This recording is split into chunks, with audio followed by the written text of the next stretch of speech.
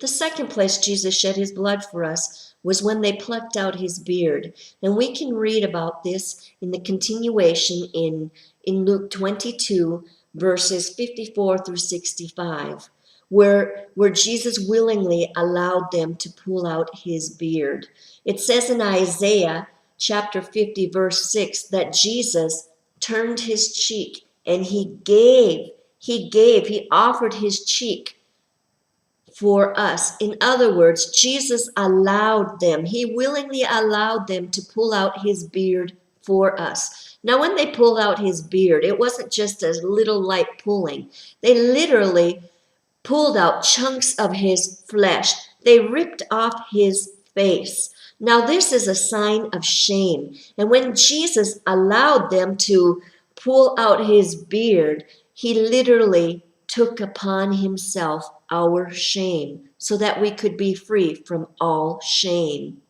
I share in my book, in Dare to Believe, in a chapter near the back about personal testimonies that I personally went through.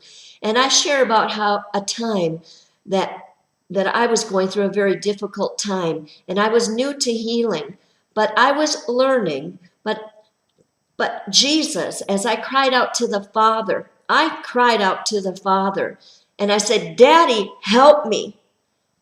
And he took me back into time, and he actually took me to the whipping post where I actually saw Jesus being whipped. I saw Jesus tied to the whipping post. I saw him as he was kneeling down, and I saw a great big mighty arm with a long whip, and I saw it crack down on the back of Jesus. I saw it and I heard it. But my eyes were drawn to his eyes. It was like a magnet pulling me to him. There was such great compassion and love in those eyes. And I saw myself walk up to him. And literally, I reached out my hand to touch his face. And as I touched his chin, he literally blurred his face from me.